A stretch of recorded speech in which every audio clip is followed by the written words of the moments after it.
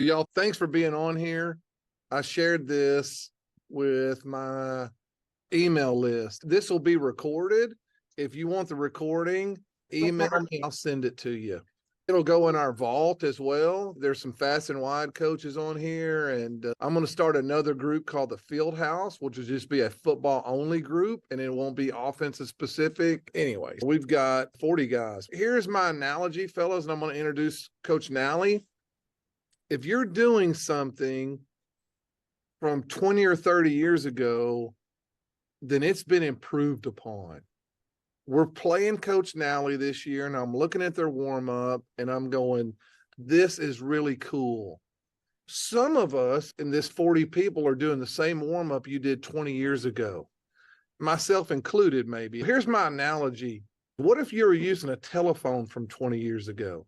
What if I had a drawing today and I said, hey, I'm going to give away a free phone today, and I gave away, and Aaron Beck won it, and I sent him a phone from 30 years ago. I sent him a landline phone that's a dial-up with a cord. Aaron wouldn't be that fired up about it.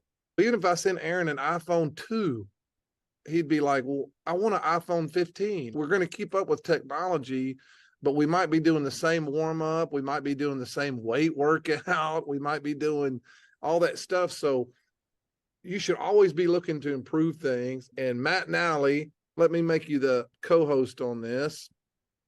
Can you hear me, Matt? I think you might be muted, buddy. You're muted. Yes, sir. I can hear you. Y'all, so Coach Nally is the head coach at Melissa High School, which is how far north of Dallas are we, Matt? Probably 20, 25 minutes. Okay. I'm in the coach's office. The facility is unbelievable. I've got pictures I put in the Fast and Wide WhatsApp, but you should Google Melissa High School football stadium. Matt, thanks for being with us today. Thank you. Matt has coached 21 years, the last 8 as a head coach, and very successful. So, Matt, tell us a little bit about yourself, and then I'll let you crank this thing out for us. Yeah, I've been coaching for 21 years. I learned early in my career that I'm not a very smart guy and I don't know it all. So I've stolen things from people for many years. The first time I met Randy, he let me come and talk to him for 2 days. When he was at, I learned that finding a mentor, finding people that will allow you to come and listen to them is a big deal. Me having success that I've had is on the shoulders of other people and them allowing me to come in and listen to them and learn from them. This warm up I've stole it from a few other people and I kind of blended it to make my own.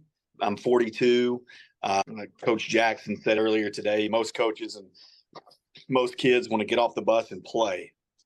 Being a young guy, I want to have fun, but I also want to make sure that the kids are in a situation where they don't have too much time on their hands to kind of screw around, but also make it fun because they're fixing to play a game. That's where I got it from. That's kind of the mindset moving forward with our pregame. And there's a lot of people that love it. And there's a lot of people that think that we're kind of too playing aroundish and whatnot, but it's very organized. Like I said, we're going to have fun and we're going to have fun with it.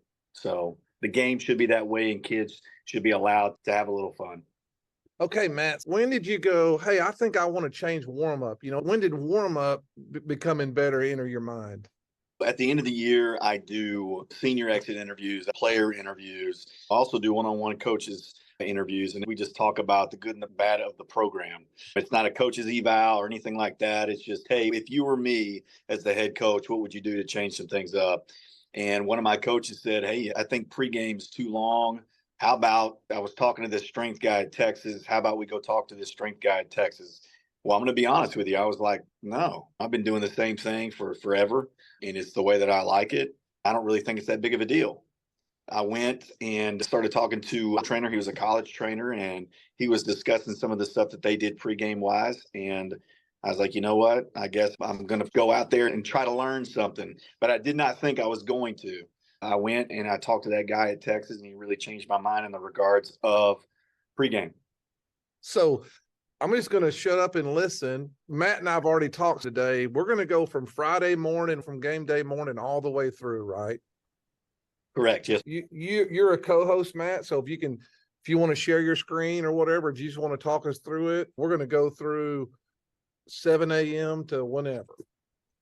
I am having some difficulty with my computer showing a screen. It's doing updates right now with my Zoom, so I apologize. But I'll go through it, and once again, I'll give it to Coach Jackson, and he can put it in the vault or whatever. So I firmly believe that every day, every game day should start with a message of the day. So we meet in our team meeting room, and we meet for about 10 minutes, and we do nothing but a coach's message. So each week, a different coach has a message that he speaks about. I don't give that coach the word of the week or whatever. It's whatever's on that coach's heart that he feels like he needs to talk about. He does that. So that's our first 10 minutes. After that, we're blessed. We have an indoor. So after that, we go into our indoor and we do a walkthrough. So we'll do our special teams and then we'll do our offense and defensive walkthrough. And then the kids go back to class around 9. When the kids come back, I'll just give you a home game. So a home game, our bell rings at 4:05. So the kids have got to be back in the field house at 4:08. 4:05, the bell rings. 4:08, they're back at the field house. At 4:10, they're doing individual film with their individual coach. Just some last second film watch. That lasts 15 minutes. After that, at 4:25, we do a team meeting, a team film session. It's a unit. So it's a defensive team and it's an offensive team. That's 15 minutes of watching it together again as a team. And then we come together, and once again, we're blessed. We have a team room, so we can split it in half. And the offense is on one side and the defense is on the other side. Then we'll take the partition out and we'll have a team meeting. And in that team meeting, we'll do special teams.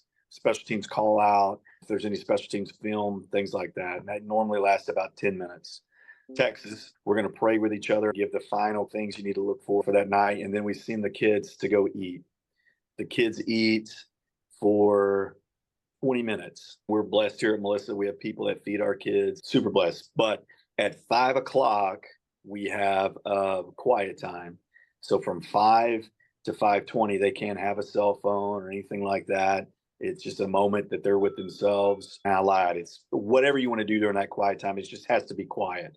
You have your cell phone and listen to music, whatever. It just has to be quiet during that time. And then what we do is where I started getting things from the University of Texas and the University of Oregon. We started mending those both together.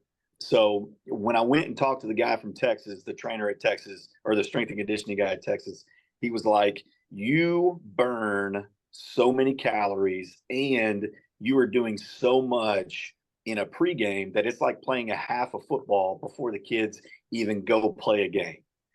That was profound to me. I was like, okay, well, explain that more.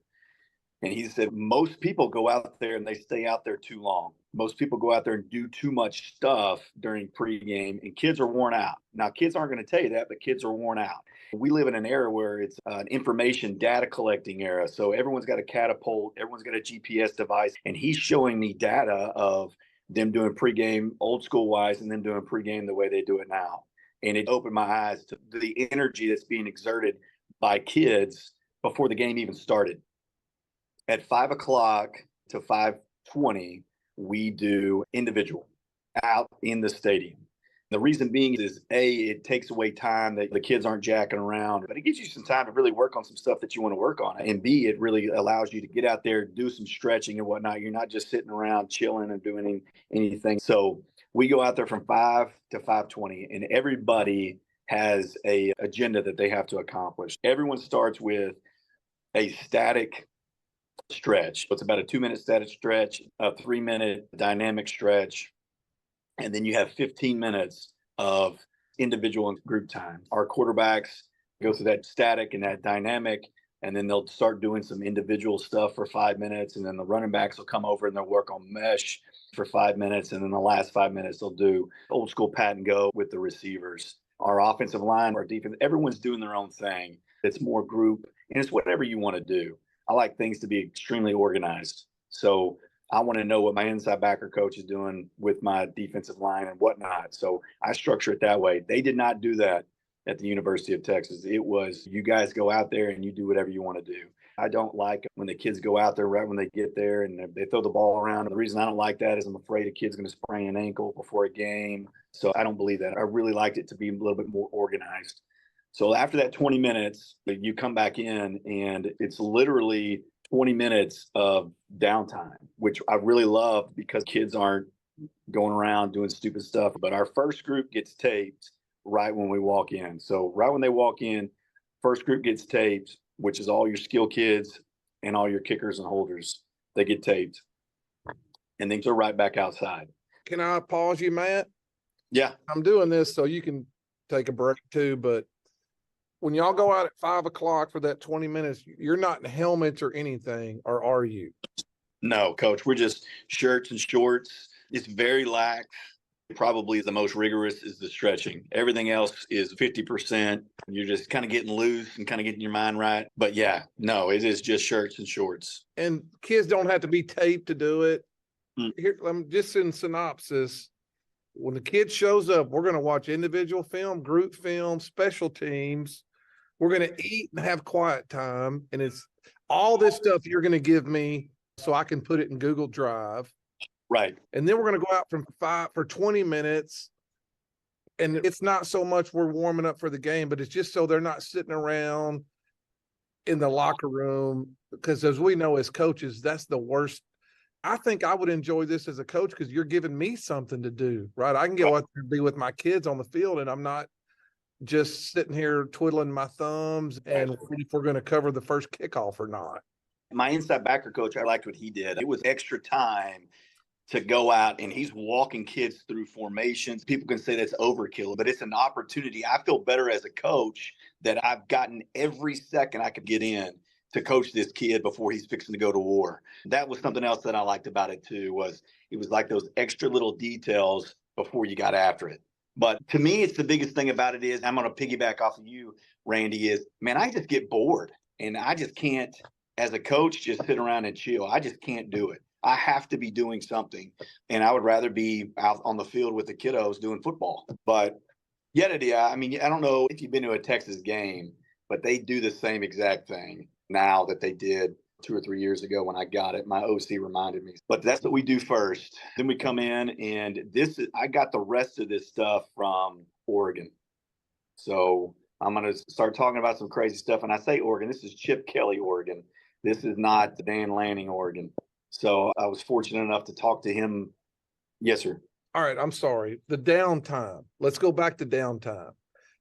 Matt says, hey, we're not going to take up their phones. So from 5:20 to 5:40, they can have their phones. And let's just spend 30 seconds on this or whatever. Why don't we take up their phones?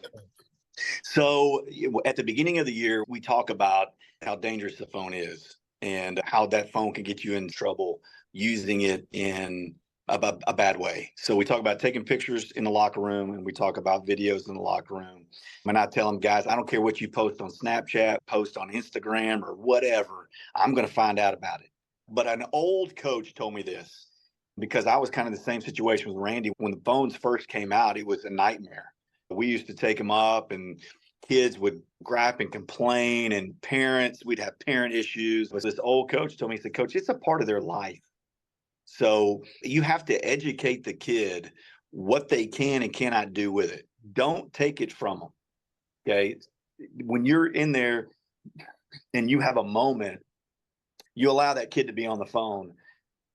And then you can say, hey, this is the time you put it away, but don't ever take it up. So what we do is we call it quiet time. Quiet time, you can have your phone, but everything's got to be quiet. People, most of the time, kids are getting on their headphones and listening to music.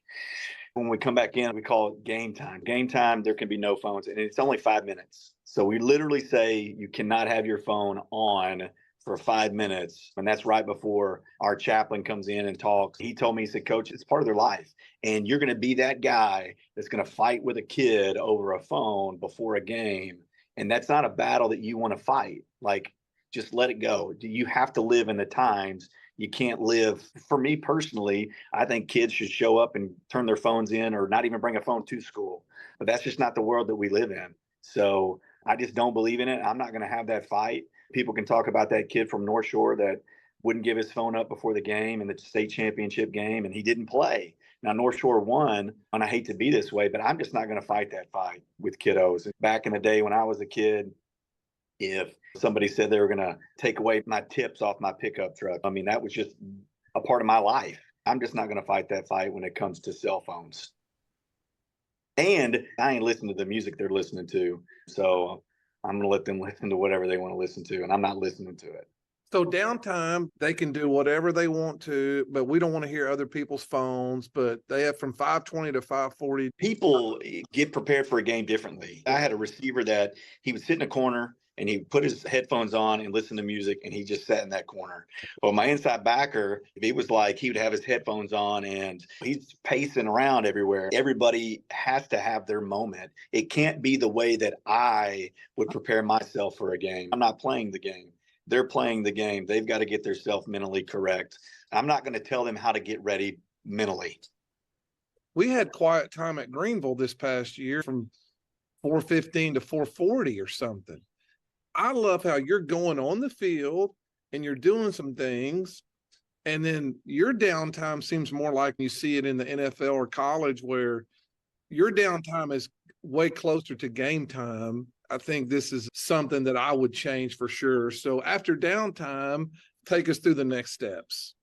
Once again, this is straight from Oregon back in the day. Before I implemented it, I went to my colleague now that was the strength guy at Texas, and he was like, that's how everybody does it. And I was like, okay, great. That makes me feel a little bit better. The reason that I picked the Oregon one was because it's fun, and I want to have fun. When it comes to practice, walkthroughs, all that stuff, I'm going to play music. We're going to have a good time. So make a long story short, I wanted to have a good time with it. So we go out and we phase it. Our skill kids go out first. Our kickers, our snappers, our holders, they all go out at 6:00. And when they go out, our second group gets taped. When they go out, they do a quick dynamic stretch. They're getting ready for the next group. The next group comes out, running backs, receivers, and DBs. And they come out at 6:05. From 6 to 6:05, all those kids are stretching. At 6:05, my running backs, receivers, and DBs come out. When they come out at 6:07, my running backs, receivers, and DBs are all stretching a dynamic stretch. At 6:10, we're doing pat and go, old school pat and go, just jogging through it, nothing big. At 6:14, we're punting, kicking, we're old school county fair. During that time, from 6:10 to 6:19, we're doing county fair. From 6:10 to 6:19, my kids are doing pat and go. So pat and go, short pat and go, long pat and go. Well, at 6:19, they go back in. The guy said, that's where you're screwing up at. Because normally at 6:05, I would phase it in just like everyone does. But from 6:19, they don't come back out until 6:36. So they go back in for about 18, 19 minutes. And he was like, for 18, 19 minutes, those kids are running around all the time during a game. So why would you keep those kids out? Let them go back in there, let them get hydrated, let them take a seat and not wear them out. So they come back in, and our big guys come out at 6:24. So our O-line, D-line, linebackers come out. They stretch at 6:26, and then they're doing a walkthrough, indie walkthrough, group walkthrough from 6:26 to 6:36. And we do it in the phase. So like they come out at 6:26, they'll come out, they'll do a quick static stretch. And I think that lasts 2 minutes. And I let my position coaches, so we have our main list here, and then my position coaches have their own list of what they're doing during that time. So it's about a 2 minute static, and it's about a 5 minute indie and a 5 minute group with those people. And then everyone comes out at 6:36. So at 6:36, everybody's out. At 6:37, we just line up. Okay. So the lineup goes, the kids line up from the 3-yard line, and they're standing on the hash. So inside the hash, outside the hash, at the 3-yard line. And they're lined up all the way down the field. We have about 80 kids on the varsity. So it goes to about the 35, 40-yard line. The coaches line up. So you have two lines of kids. The coaches line up, and we run through the kids. It's like the hoopla, let's go type of deal. So every coach runs through and gives kids high fives as they go through. When the coaches are done, the kids fall off and they line up on the goal line.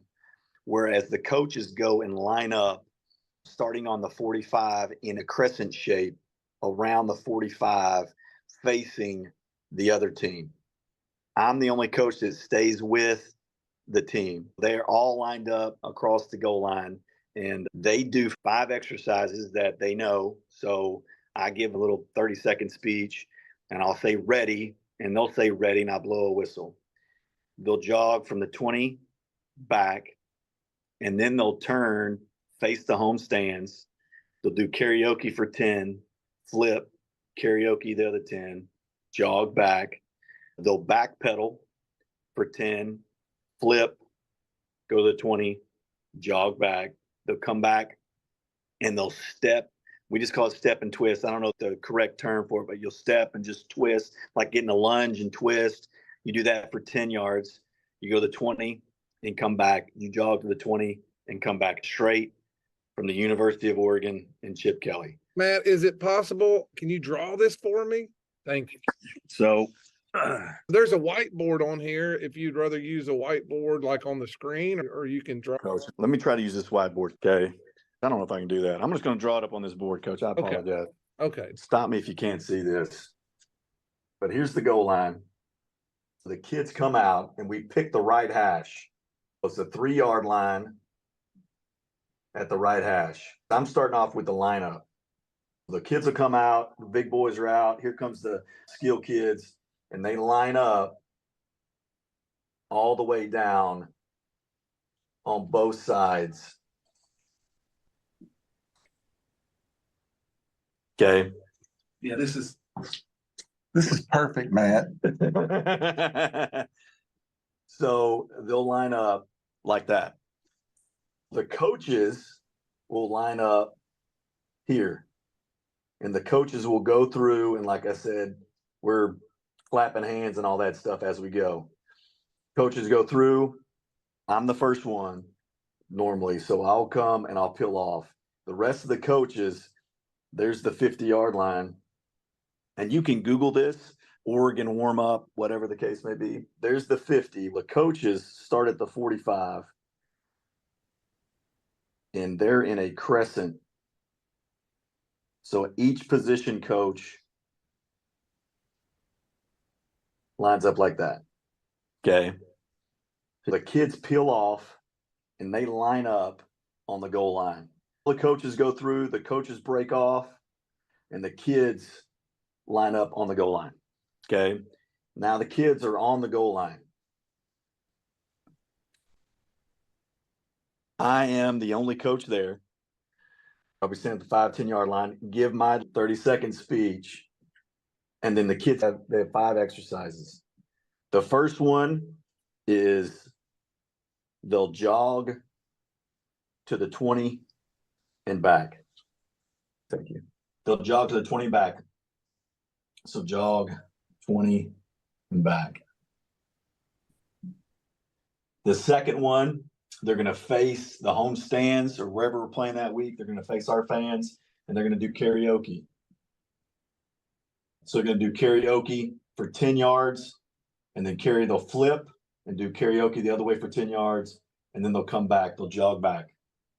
The second one, or the third one, is a back pedal. Once again, I didn't come up with these. I stole it.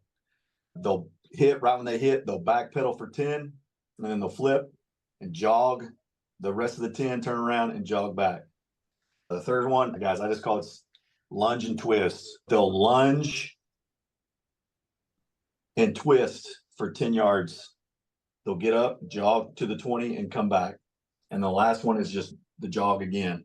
They'll hit there on lunge and twist. They'll turn around and jog and come back and line back up. Once they line up here, they'll hit a knee. When you're done, you let me know when you're done is when you're on a knee. I have 80 kids that'll be lined up on this goal line on a knee. I'll say ready. They'll say ready. I'll blow the whistle, and everyone is sprinting to their position coach. This is my quarterback line. This is my offensive line. This is my defensive line. Get it. You can do it wherever you want to do it. For us, we emphasize our O-line, D-line kids, so we want them to be up front. Then I have my team captains, my leader of the team will be right here. And I'm right here. Once we get there, there's hooping and hollering. with each position coach and the kids. It's a time to slap hands and chest bump and all those things as you do it. Now, when I was talking to the coach at Oregon, what he told me was, and there's a story about it online, I think, was what he was telling me about it. Some kid, maybe it was Aaron Rodgers back then. I don't know. I can't remember who he was talking about. But he said, this is the most intimidating thing to do to the team. And I don't know, Coach Jackson, I don't know if they even cared, but he said that this is the thing that gets teams the most, is most people are lined up back here when you're doing your spell out and all that stuff, where you're not really on the team. You're not really showing your presence to the team. Well, we're on the 50-yard line. Most of the time, the other team is right here. There's been some times that teams are in the middle of doing their pregame offense. So we want to make sure that our presence is felt before the game even started. So make a long story short, we come here, this kid will be standing there and I'll say, ready. The kids will say, ready. I'll blow the whistle. And this is where we get a little old school. I'll blow the whistle and everybody will get down in an attack stance. And then I'll blow the whistle. I took this from Ohio State and Urban Meyer. Get here, blow the whistle 5 times, tweet, tweet, tweet, tweet, tweet. On the 5th one, I'll blow it twice. They'll come back into attention set. And then he'll say, Cardinals spell out, ready. They say ready. He says exercise, and it's CARDS. Cards, cards, cards. When they get back in the attack stance, I'll blow the whistle, and everyone comes together on this kid right here. I like it because it's intimidating to them. I got that from the coach. I stole it from Oregon. Yeah, I'll just interrupt you. It was cool, right? And it was like, I put this in the chat, but I'm like, yes, I peed down my leg a little bit, but it's just a cool thing. I mean, I've never seen it before. And y'all, for a guy who's coached 33 years, Matt didn't tell me about this warm up or anything, I'm like, this is cool. So we got a question here, Coach. Are they without pads or y'all fully dressed here? At that point, it's full dress. It's full dress, Coach. So our skill come out in our skill come out with their bottoms and their helmets. Our bigs come out full ready to go. The second time our skill comes back out, they're full ready to go. Good question. At that point in time, it gets a little crazy, but it's fun and we enjoy it. Everyone breaks off. So our O-line, D-line guys are gone. Everyone's gone except our skill kids. Our skill kids are there. When I was talking to this guy from Oregon, he was like, what do you want to do if you're a skill kid? The most important thing to do is activate your hands. Now, I don't know what that means, but he was like, you want to activate your hands before you play a game. So they do the 3-man weave. So we do the 3-man weave.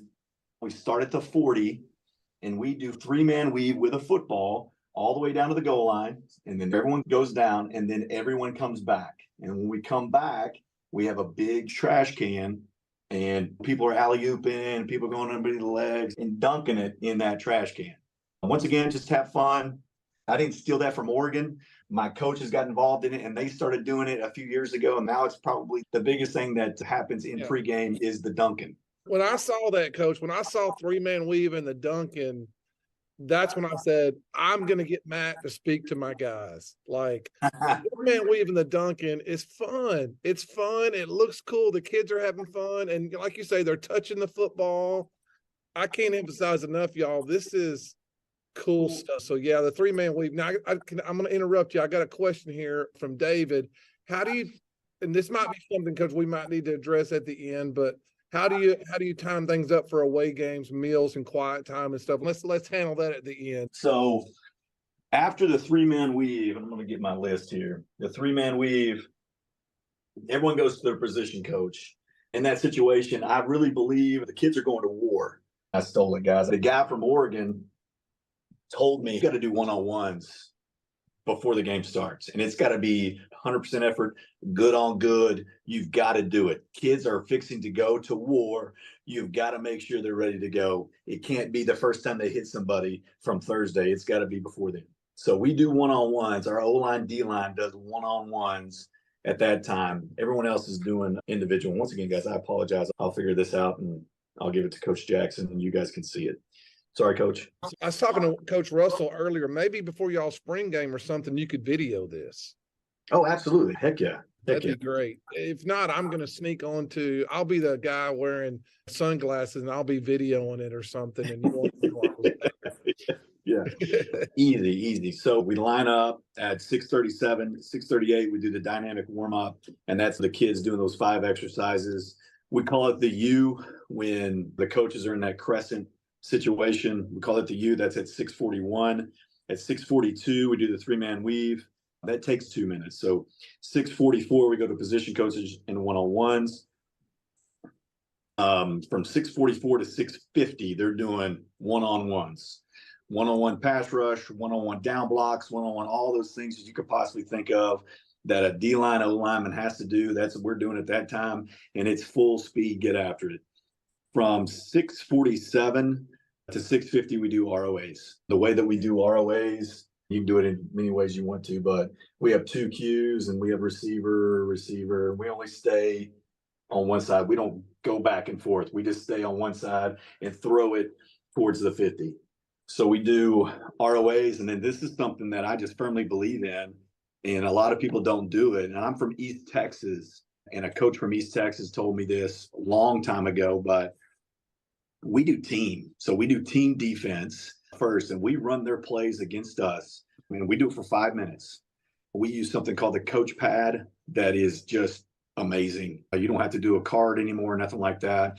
And then we do what's called go route, which is the most amazing thing when it comes to practicing, but I can talk about that later. But we have a coach that has a coach pad, and we're going through their plays, and we do that for 5 minutes. So I'm going back to my East Texas roots. We do team defense for 5 minutes and then team offense for 5 minutes. My mentor in East Texas said, hey man, nobody's watching that.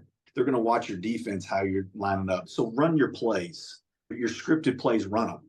Your kids are doing it before the game. The last time they did it was Thursday. So run your plays during that time. Now, I'm not going to lie. There's times that we do it and there's times that we don't do it. But when we're playing Coach Jackson this year, we ran 10 plays. It was the first 10 plays that we ran before we played. It was that script just to allow the kids to get one more time doing it. So we do that.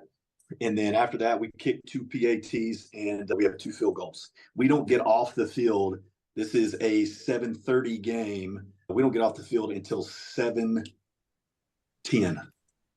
From 7:10 to 7:17, I just let the kid, they come in, they hydrate, things like that. From 7:10 to 7:15, I allow them to be back on their phone. From 7:15 to 7:17 is what we call game time. You got to put your phone away. Okay. I have a coach in there. It's usually my offensive line coach. Game time. Every kid puts their phone up. And then at 7:17, we do a prayer. 7:19, that's when I talk. Or 7:17, we have a chaplain come in and talk. 7:19, I talk. 7:22, we line up, run through, blah, blah, blah. So that's what we do in a nutshell. I can film it, Coach. Our kids could probably walk out right now here and do it. We've been doing it for so long. They remember it because it's fun. I remember some things when I was a kid and I did it because it sucked. And I don't want to do that. I want to do things because it's fun.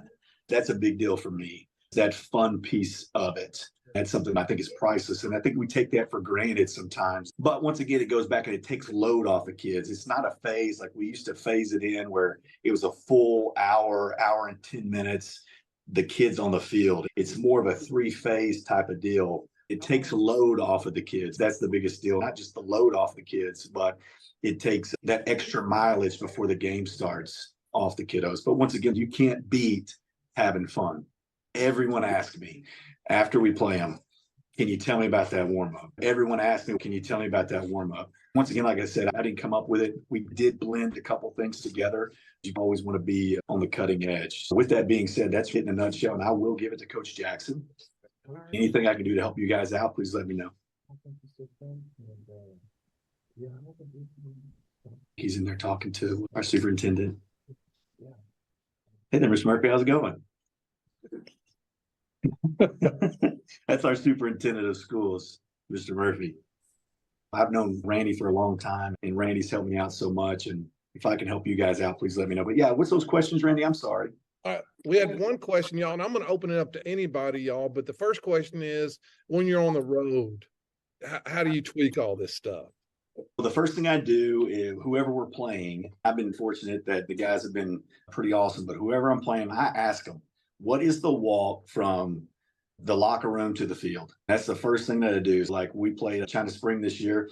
It was a 7-minute walk. So that's what I'm doing on Sunday. I'm figuring out on Sunday how we're going through this entire thing. And I got the weekend organization from Randy. I think he got it from Alabama. On Sunday, I'm walking through that and how we're going to do it and whatnot based off of how long it takes to walk from the locker room to the field. And that's one of the conversations I'm having with the opposite coach beforehand. It's not like, Melissa, you walk right out on the field. It's a 30-second walk. When we played Greenville a couple years ago, it might have been a 5 to 7 minute walk from the visitor locker room to the deal. That's really how it does. Besides that, we're having Sunday meetings. And when we have that Sunday meeting, we always talk about pregame.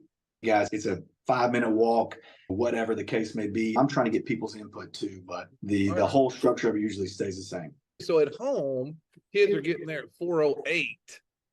Mm-hmm. On the road, what time you're not getting to the opponent's field house at 4:08? What time are you trying to get there? And I want the kids at 5 o'clock at the very latest. I want the kids off the bus.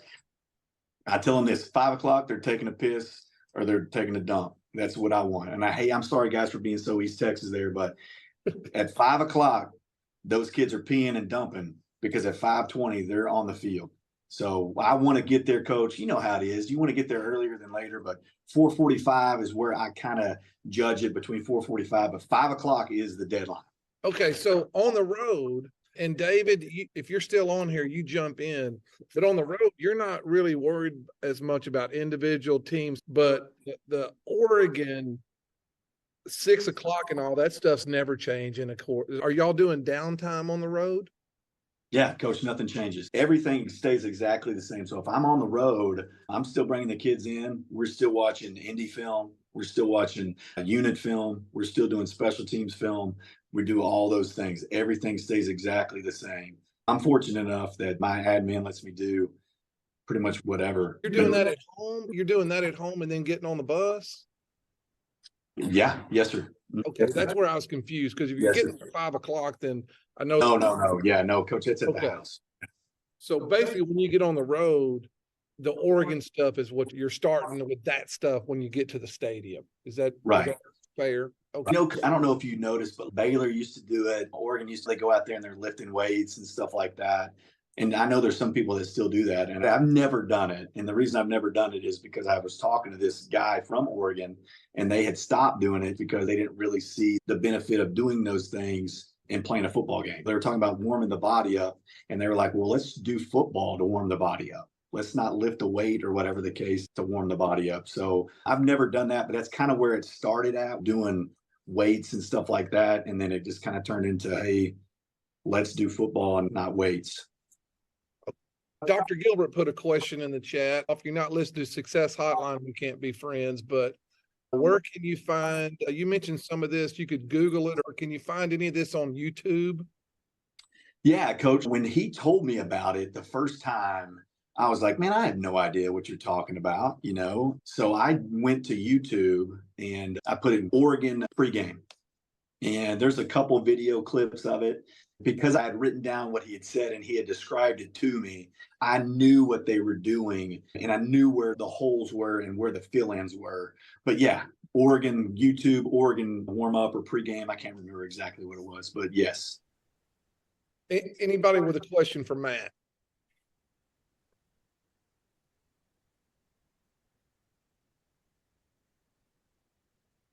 We've had 68 people on here today, close to a record, Matt. You should feel Right. I know. I'm going to start a new group called the Field House. And if you're in Fast and Wide, you're going to get in it free, but it's going to be cheaper and it's just going to be anything football. You don't have to want to run the Baylor offense to be in it. Be looking for some information on getting in the Field House. But it's going to be things like this. We all do warm up. I don't care if you're slot T or whatever you are, we all do warm up. So how many people got better today? That's what fires me up. Here's a question from Coach Franklin. Does the heat have any impact on your warm up? The only thing that we do when it's really, really hot is we don't put the pads on until we come back out for the game. But I make the bigs bring it out because we're still doing one-on-ones. We're still going to do it. It's Texas. You're going to deal with the heat. We adjust times here in Texas. If it's a 7 o'clock start and it's going to be really hot, we might adjust it to 8. And to be honest with you, I have never done it. We've talked about taking the pads off, but I've never done it.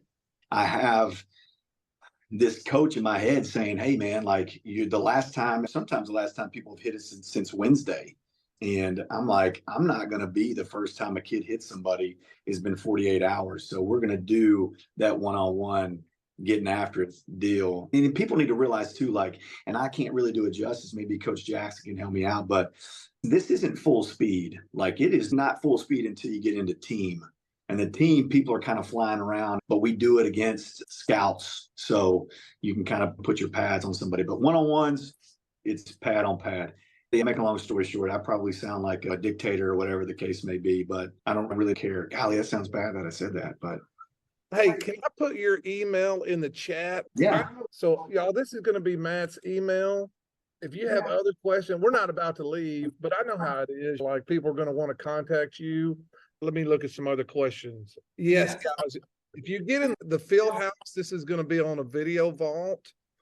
If you want this for free, I'm going to send it to you. Email me and I will share this with you on Google Drive. It might be tomorrow or something. Coach Peterson says they really don't get but 25 minutes to warm up on the field prior to the game because fundraiser stuff. Whoa. I know. Honestly, that's why I thought you probably want to email him some stuff or be able to talk. But if you only had 25 minutes, what would be, I guess the you and one-on-ones and team would be what you just cut them down some? Is that how you do it? I'll be honest, it might have been when we played Greenville a couple of years ago. They had a situation where we couldn't get on the field early. We did most of it in the parking lot. The kids had flats on. For us, the U is always going to be in there. For us, it's always just because that is who we are. And our kids have bought into that is our intimidation factor. And our kids get into that. Our kids love that. It kind of feels like it's our attack cry almost. You're on the other team. You're imposing your will at that moment. We would always do that in team and team. I would still do the 3-man week because my kids love it. My kids now have choreographed dunks. They'll go in and be like, hey, we're going to be in a group and I'm going to throw it to you. You're going to throw it to me. I'm going to bounce it off my head. I'm going to catch it, go behind the back and dunk it. So that's too neat. And I hate to say this, but I don't want everything to be so serious all the time. You know, I want it, hey, let's kind of just take a break and just have fun for a second. Love it. Anybody else, y'all, with a question for Coach Nally?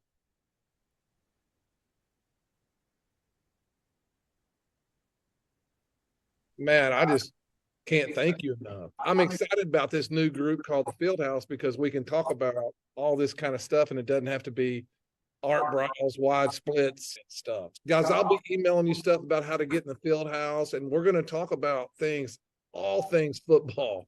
Again, for you guys in Fast and Wide, you'll get a free membership to the field house. That's my next venture. I'm going to make it cheap. We're going to talk about things like this. So, Matt, it was awesome. Here's a question. How hard was it for you to get your old school coaches on board with this warm up?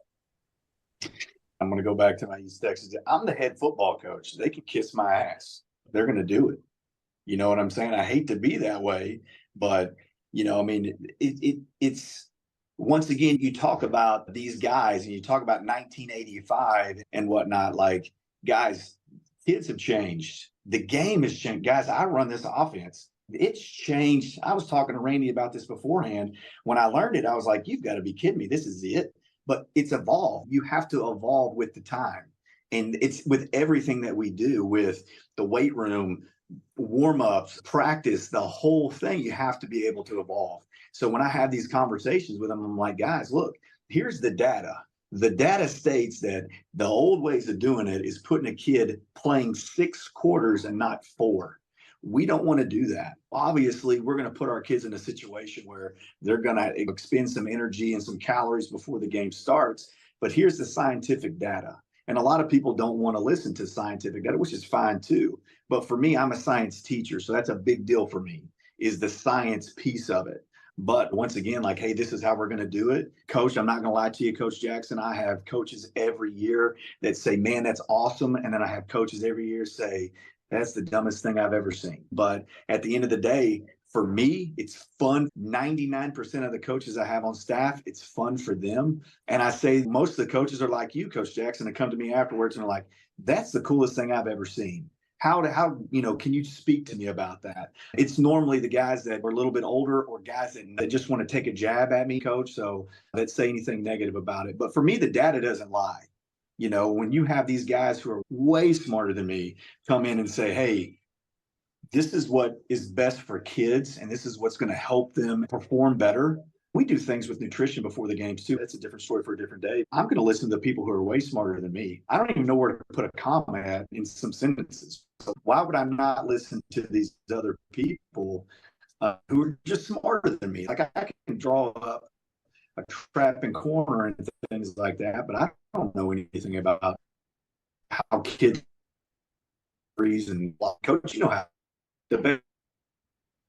That's been my interest to relief.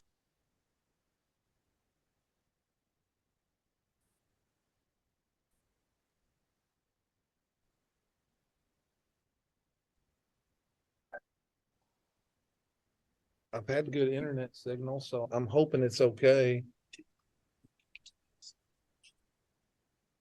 Can anybody hear me? I'm not sure. I've had good signal for a second.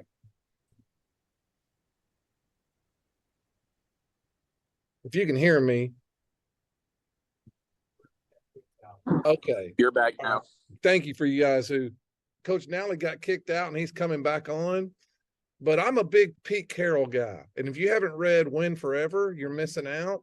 But here's what Pete Carroll says in Win Forever. You should fascinate your players every day.